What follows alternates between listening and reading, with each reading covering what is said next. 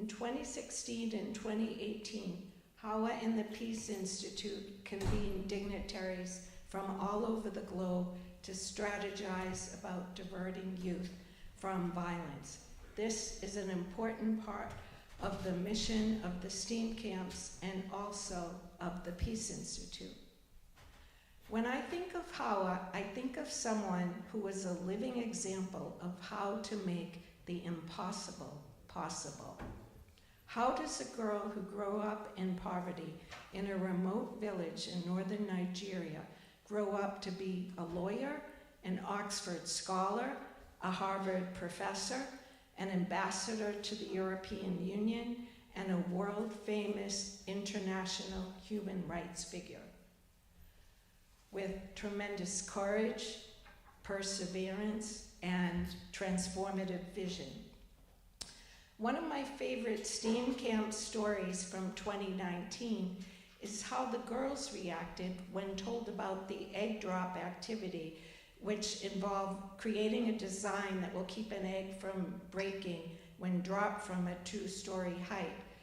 The girls laughed so hard they covered their faces to hide their laughter.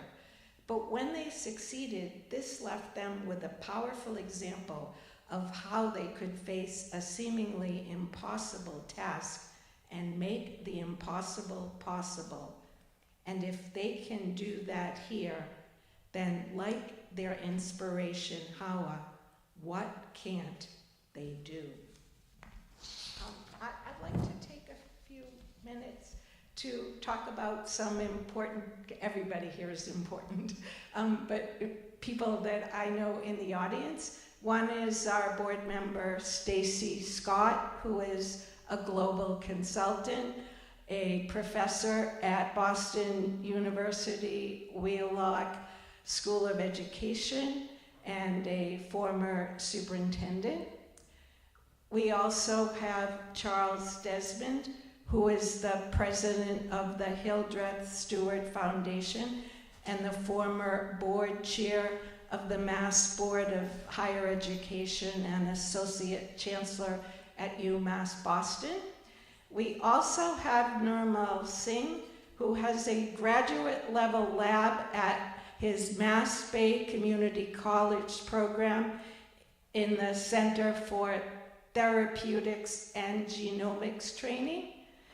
And we also have Al Sacco, astronaut and former Dean of Engineering at Texas Tech, who has taught at MIT, WPI, and Northeastern, flew on this shuttle Columbia, and enjoys speaking to young people about STEM and STEAM, and an inventor who is passionate about sustainability. Thank you.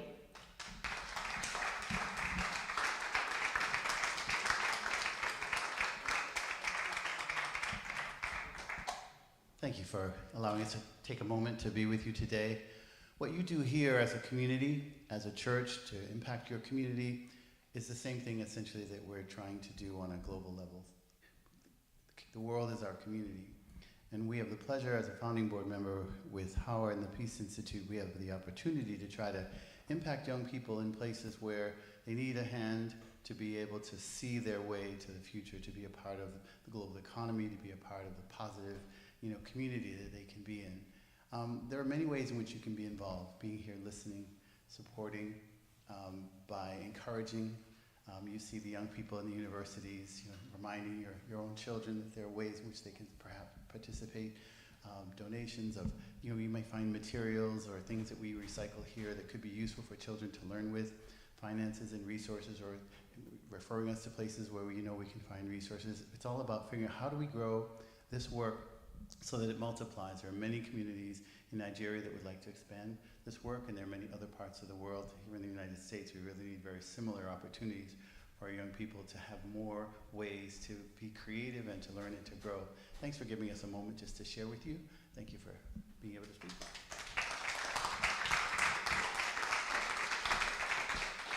Diana hosted our host in Nigeria, and she has a story to tell. This is the last one. I will open it for Q&A. Which one do you want to tell? Oh, yeah. One of our guests was a lady who had a position in the Nigerian government. What was her position? Federal High Commissioner. High Commissioner. And she found out that Hawa was going to have to cancel the STEAM camp for the next summer because she didn't have funding for it. And she said, oh, I'll pay for it. The money's better there than just sitting in my bank account. And she came up with how much? A lot of money, $10,000. So Hawa weaves a lot of magic and makes things happen in places you don't expect. That's very good. So we are going to open it up for any questions. If you have any question based on what we have said, what you have seen, there is any question that is embarrassing, just feel free. Yes. I tell the story about how you got the president to provide security and what the concern was. So the concern for me absolutely is the security of my student coming from abroad to Nigeria. And they are from all over the world, and they are not our colors, so it's a problem. The kidnapping could be an issue in some areas. And when I spoke earlier about working within, is identifying all the stratas of governance. So this is hours of thinking into this. So I will sit down and say, who should we be approaching in the government, in non-governmental sector, in others? And so we start with the Inspector General of Police, which the police is the number one security. Then we go to the defense, intelligence, and all the layers of governance and state security. And now we come to the local, which I mentioned earlier, which are most effective because you don't see them. If we operate in mountainous area, they are the one that controls the mountains. There's nobody that knows the forest like the hunters. So if you have them on board, you are better off in what you do. So the hunters become our biggest security instrument when we get to the villages. And the fishermen, we have a lot of rivers and ponds. They cycle the river, they know better the river than any other person. So these are people we don't think are really important, but when we can dig deeper and bring them in and then own it because their children are going to be impacted, it becomes all beneficial. So that's part of the narrative of the security. And the last thing I wanted to say about security was a lot of the parents were very skeptical about allowing their children to go to Nigeria. And when we arrived, there was this massive security around them. And the first pictures they sent their parents is that they feel more safer in Nigeria with the securities, how they are moving like head of states. And so that was exciting. So that's what I want to say. Any other question? Yes.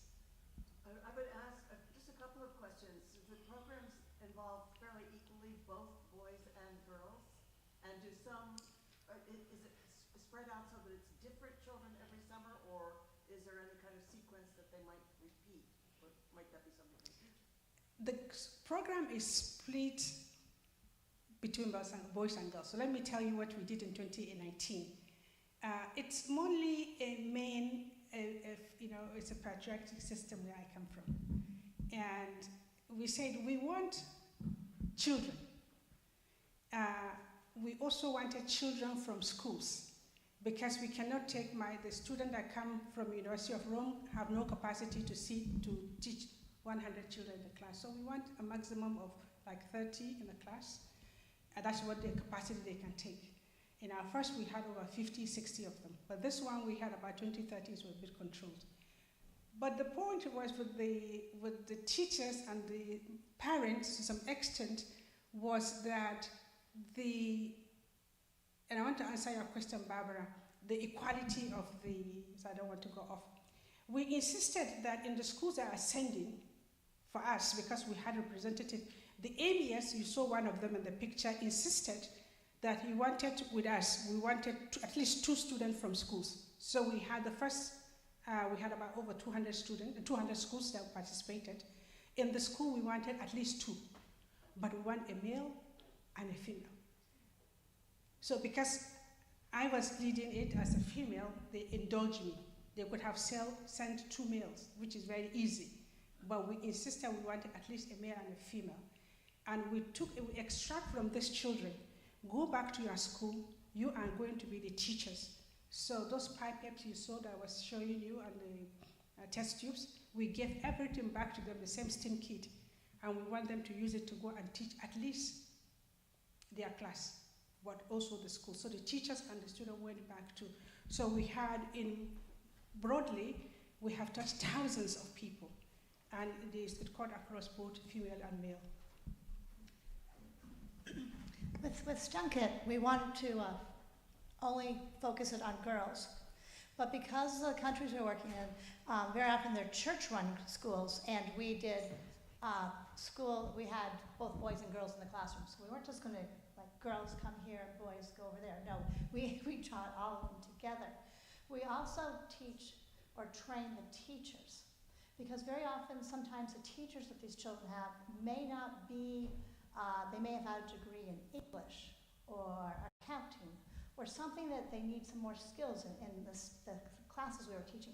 So besides working with the teachers in the classrooms with us, we had separate days just to train the teachers on everything.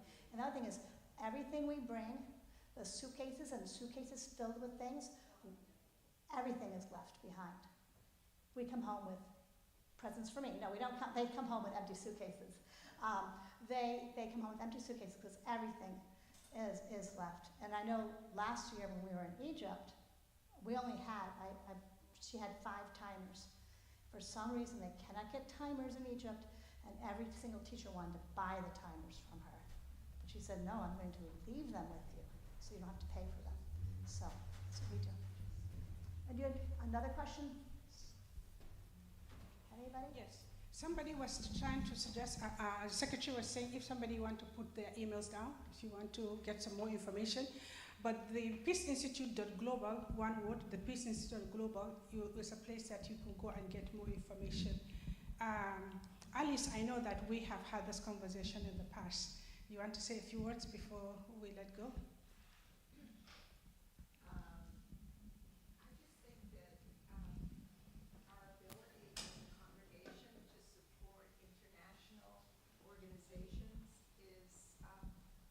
Of more discussion among us. And through outreach, we would like to be able to do that going forward. And so I've talked with Hawa about how we might organize some kind of discussion or panel or something going forward, but we haven't finalized that, have we, Hawa?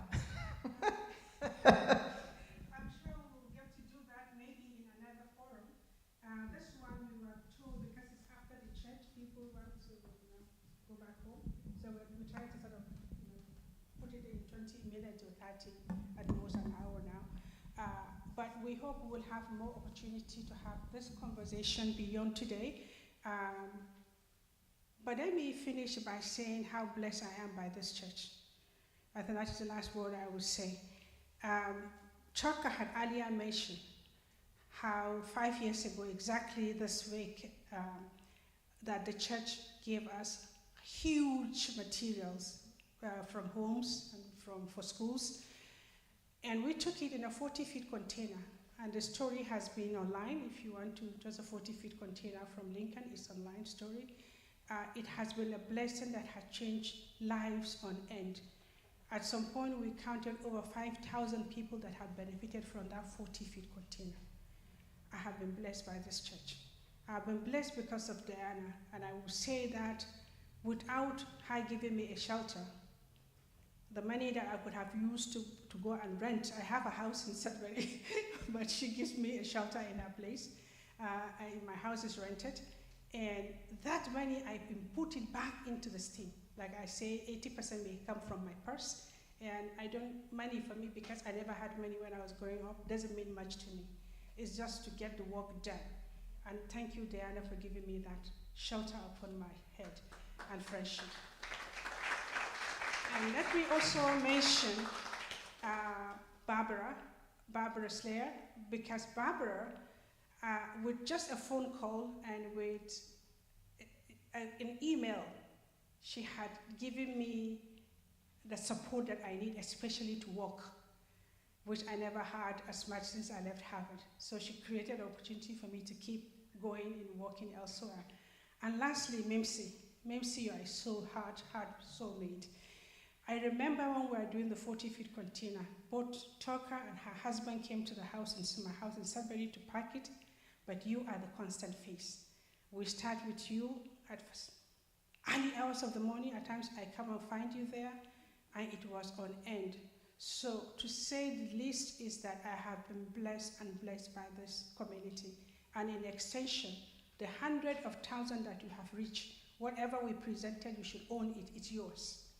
We are only the foot soldiers that have gone to do the work, but the support was from this community. And the pastors, Nate and Kid, we want to say again, thank you so much for what you do, and we wish us together happy Easter, and for our brothers online watching, Ramadan Mubarak. God bless us, and thank you so much. Chris?